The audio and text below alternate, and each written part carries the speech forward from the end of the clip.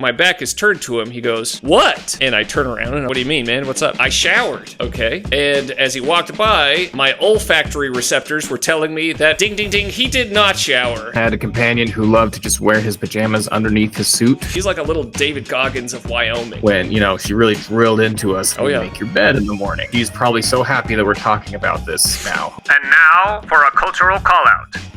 We sure don't appreciate that.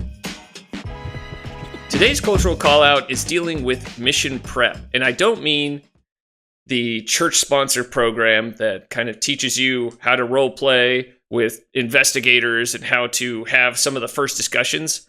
I'm talking about the at-home mission prep of raising your children, helping them to become physically, mentally, emotionally, and spiritually ready to serve. And let me give you an example. So when I was in my second area, I had a companion. We'll call him Elder Worrell. And Elder Worrell, our first night together, I look around the apartment. It's trashed. I had just gotten into the area. It was completely filthy. Like soda cans all over the place, empty water bottles all over the stuff, plastic, clothes heaped up here and there, dishes all over the place. It was disgusting. And so I start cleaning, and then I started unpacking my stuff. I sit at my desk to do plans at night, and as I'm doing that, he went and took a shower. He's done. I hear the shower turn off. He comes out, and as my back is turned to him, he goes, "What?" And I turn around, and I'm just like, What do you mean, man? What's up?" And he's just like, "I showered." And I was like, "Okay."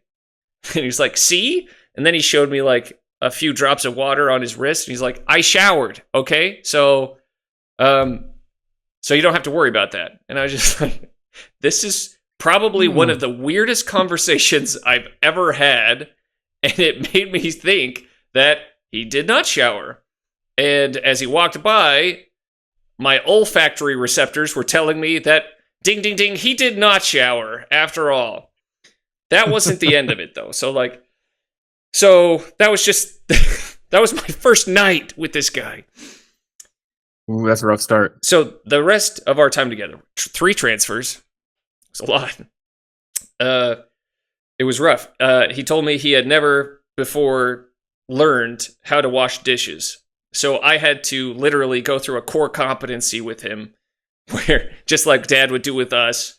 And I sat him down and I'd say, "All right, Elder Worrell, here is a dish. Can you say dish?" And he was like, "Shut up. You're making me feel stupid." It's like, well, you should know how to do this, okay? Now, can you say dish? Dish. Very good. Here's the soap. Let's put the soap on the dish. And let's start scrubbing. Oh, I knew you could do it. Very good, Elder Worrell. To the T, I did what Dad did. And boy, I think it was effective there. But I mean, I felt a little rough that I had to be kind of this kid's parent for 3 transfers. So I had to make sure that his tie was on right every day. There was a lot of times where he didn't know how to zip up his pants. And so I would like every day I had to do like a little zip reminder, like, dude, zip up your pants. He was my senior companion. And all the time he'd try and just like throw authority cards over me, just like, hey, you should listen to your senior companion. And I'm like, how do you expect me to listen to a guy who can't even zip up his own pants, man? Okay. And so, I mean, there was that. And then one day he approaches me and he tells me, "I do not like people. I do not like talking with people. I do not like contacting at all. I don't like people." And I'm like, what did you think you were signing up for, kid? It was really rough, okay? And I know that was a long story, but I think it drives home the point that he may have gone through the MTC, and he did. He loved his time there. He may have gone through mission prep at the church, but he did not prepare himself to serve a mission in the entirety of what a mission encompasses. Oh, yeah. What are your thoughts? I mean, I saw that so many times on my mission. I had a companion who loved to just wear his pajamas underneath his suit. So when he got home, he could just take his suit off and be in his pajamas. Like, dude, we're tracking outside all day. It's going to get hot. And, it's like, during the winter, he's like, no, this is just extra warmth. It's totally fine. Yeah. But that triggered me a little bit. I had another companion who just couldn't get out of the shower. He was in there for an hour, like every morning. Yeah. And I was like, hey man, taking like all the hot water in a long time, And Yeah. he's like, well, I really want to be better at this. I was like, really? You want to be better at this? Because we can talk about it. And so I asked him, like, what's keeping you? He's like, I just don't know. I just don't know. I'm like, okay. So like the next day I put an alarm clock in there and he just showered through it. He just didn't even acknowledge it. Like, there's an alarm clock ringing in there. Did you hear it? He's like, yeah, I just kind of forgot that it was going on.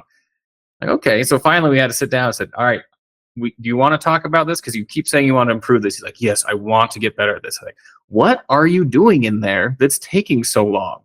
Yeah. Walk me through the step of how you wash your body. Let's just figure this out. He's Right. like, oh, yeah, get the rag and I wash. And so where's the existential staring into the wall for 30 minutes? Because that's probably what's happening in there. Yeah, there's a guy who needs some therapy. Okay, that's what he needs. He's just like, he must have been just dreading the day and like prolonging, just escaping into his mind for Yeah. a certain amount of time. But zoning out of the shower. Yeah, and I think every missionary is going to do that a little bit. I mean, sight and sound 24/7. It's going to be a little rough. You got the shower. It's easy to kind of check out there. You're alone. I get that. Yeah, you can escape into your mind a little bit. And I think one of the reasons it took so long is, one, he didn't particularly enjoy certain parts of studying in the morning, but two, it's just kind of hard to start the day if you are doing something that you didn't completely understand, right? If you didn't know what you're signing up for, and it's like, oh boy, I got to go on the metro now and contact people in this train car who obviously hate my guts the second I step onto this car. Like that can be really tricky. And I feel like, like we do a lot. The church does a good job of like role playing practice and practice teaching, but there's a big gap between like teaching the gospel and proselytizing, going out and proselyting and, talking to people and contacting, attracting, and, getting yelled at and running away when things are dangerous. Taking all those care little of things. yourself, just physically. Shopping. Hygiene, just washing stuff, cleaning stuff, taking care of your apartment. This same companion would like grab a handful of cereal for breakfast most mornings. He would like sleep in past breakfast. He would just grab a handful of cereal. We'd leave. And then he would kind of complain throughout the day of like always being grumpy and tired and not knowing what was going on with him that day. And it's just like, dude, you're going off of like a cup of Fruity Pebbles, man. That's not going to help you get through your day. You need some teens. You need some fats. You need some carbs. You got the carbs, but you got to get the other macros in there.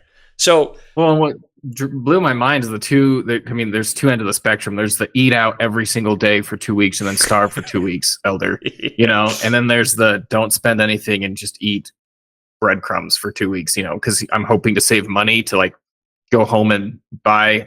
I don't even know what you can buy, I don't know what they're saving money for. So there's the extremely frugal elder, and then there's the let's blow it all in a week and just pray that we get dinner appointments. To live like we're dying, elder. Yeah. Live like there's no tomorrow. Neither of those are healthy, and they're all indicative of like, oh, you were not properly prepared, and you didn't live outside of your parents' house much before you came on the mission. That's very clear, right? Well, and the reason why this is a cultural call out is because when you have a companion like this, it makes your mission so much more difficult, because you're not only having to take care of yourself, you're now having to take care of somebody else for them. And taking care of yourself on your mission a lot of times is a first for a lot of people. And so that's already intimidating enough as is. And then it's like, oh, also you've got this toddler over here that's going to have to get his bum changed every 3 hours, and you're going to have to take care of that, and he's not going to want to talk to people, so you're going to have to goad him into conversations and hold his hand. It's like, oh man, that is tough. So what do you think parents can do? How can we help these parents to teach their kids, prepare them for the mission in a way where they show up, they're physically knowledgeable, they know what to eat, how to take care of themselves, how to take care of an apartment, how to talk to people, have conversations, things like that. What do you think we could do?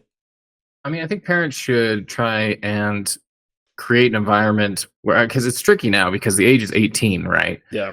So there's not a lot of time in between like graduating high school and going out into the mission field. So parents need to be as hands-off as possible in that senior year and the year before that, and try and create an environment where as much freedom and accountability is happening as possible. My experience was a little different because I moved out before I was 18. I lived in my own apartment. Yeah. enjoyed that life before I turned 19 and went on a mission. So I had an understanding of like how to keep myself alive, which was nice. Yeah. But like there's so many other elders who just hadn't experienced that yet. And it's, you can absolutely teach people just like our dad did, but more importantly, like our mom did when, she really drilled into us, like, Oh, yeah. make your bed in the morning, and she's probably so happy that we're talking about this now on this. Yeah, I'm sure she is. Yeah. Because she, that was a battle she fought with us for a long time. But like, yeah, I was very grateful for that on my mission because it was just easy. It was easy to keep a clean apartment. It was easy to cook because I knew from it being drilled into me day after day after day that this is what's going to happen. So she was determined not to be embarrassed by any of her children on their missions being the helpless ones. Right. And that's good. Good for her for raising good, strong young men who could feed themselves, who had good hygiene and could work hard. Those are like the three things you need to be a successful missionary. So she did a great job there. Parents today, I feel like, are just, you got to step it up and really kind of step off and let them grow and fail as much as possible before they go on a mission. Well, especially in the age of anxiety and depression being a reason to get sent home from your mission. Like before I got back, they did the age change. After I got back, I heard of just so many missionaries going home because of anxiety and depression. And that was something that I had never heard of before in my entire life in the church as a reason why you would get home from a mission. I heard about like broken legs. I heard about broken legs or broken something as like an excuse for like worthiness issues or something like that. But I had never heard of just like anxiety and depression. It's like, oh, you mean the thing that you feel pretty much every day as a missionary? You get home, you get sent home for that? It's like you need to prepare them to be able to live in an uncomfortable situation and to be able to have a good attitude about it. And that is something that I feel like is becoming a lost art. But I would say I love your advice of being hands-off, allowing them in their senior year to kind of guide their own life, make those choices, maybe even let them plan out meals and just kind of give them some tips on like, hey, maybe let's add some more protein in there, and how did that make you feel and stuff like that. But I think in addition to that is like before that, while they're young and while you're raising them and while they're in that funnel, let's try and help them to do difficult things, show them that hard things are a part of life, and then help them to learn how to have a good attitude in the middle of hard things. And I think farmers do a great job of this with their children. There are kids out there, and we know a handful, where you look at their kids, they're changing pipe, they're doing this very physically demanding stuff, they're waking up super early and they're doing it, and they do it with a big smile on their face, and you ask them about it, and which we have. I mean, we've got cousins that work on dairy farms in Wyoming, and there was like a 7-year-old who was just like, our mom was just like, how do you like changing pipe? Because she had to do that. And he was just like, I love it. It's my favorite thing to do. And it was just like, man, he is going to have such an easy time on his mission. And the rest of his life is going to be easy, because he views this as something that he looks forward to. He's like a little David Goggins of Wyoming, And so it's like, that's the kind of kid you want on a mission. And that's your favorite companion. The one who gets up and who's just like, who's going to carry the boats today? And he's carrying everyone, and he's just like got a great attitude. So I would say help your kid introduce them to hard things and help them to develop a good attitude in that. And I think your example is going to help them do that, but repetition and routine also is going to have an impact on that. Absolutely. Yeah. Great point. Okay. So for that reason, we call out the culture. Let's do better. Let's see if we can help some future missionaries to have fewer helpless mission companions. Okay. Because these helpless companions, they can really be a black spot in your mission. Those were 3 very, very difficult transfers for my mission that could have been a lot easier and a lot better if I had a companion that wanted to be there and look forward to it. And so for that reason, we call the culture to step up. Let's do this. Let's carry the boats. Let's carry the logs.